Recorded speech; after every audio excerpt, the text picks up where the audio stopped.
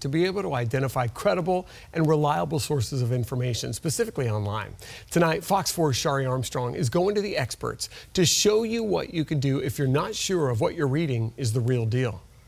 From this viral vaccine screenshot of the late Betty White to actor Ben Affleck pictured wearing an anti-MAGA t-shirt, these real-looking images are eventually proven not to be real at all.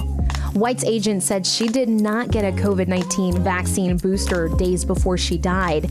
And that Ben Affleck picture, the News Literacy Project says it's from 2015, and it's photoshopped. In the original, they say he was wearing a plain t-shirt. While some may say these seem obvious, let's be honest, when it looks like real news, it can be harder to figure out what's real and what's not, especially online. That's where the nonpartisan Pew Research Center's perspective comes in. They take a wide range of topics and then they inform the public. And their data shows online is where most of us get our news, except for 18 to 29-year-olds, who are mostly on social media. But from random TikTokers sharing unverified Gabby Petito case information to the FBI linking social media accounts to the January 6th Capitol attack arrest, most people, nearly 60% of them answering a Pew Research study, say they do not trust news they see on social media.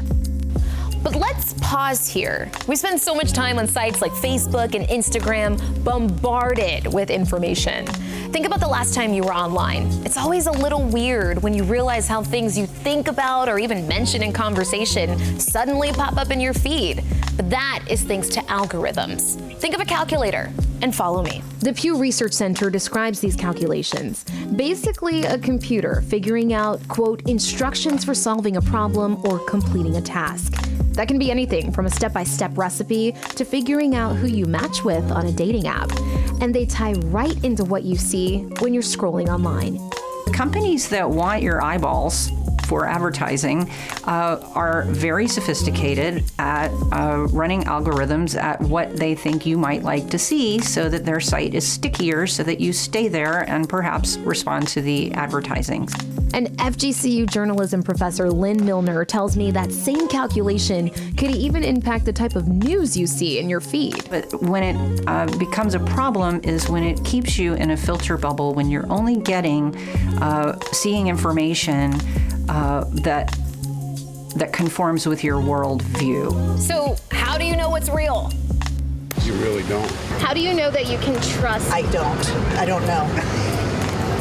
I don't trust any of it. It could be emotion more than facts. So without trust, it's hard to filter out just what you're seeing. That's why I asked Professor Milner what to do when it comes to figuring out the truth.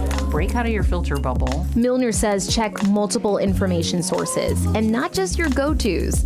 The professor says that helps you to see information that just does not align with your normal search patterns. And when it comes to fighting those algorithms, Milner says delete, delete, delete. If you clear your history, if you log out, you clear your history, and you sign on again, YouTube doesn't know what you might want to see. And as far as finding the truth, she says there's one thing that we all can use. Any fact-checking tool is no match for the 3 pounds of meat between your ears, right? So common sense. It is the responsibility of the news consumer to filter what's fake and what's real. For more information on our partnership with the News Literacy Project, you can head to fox4now.com. In the studio, I'm Shari Armstrong, Fox 4.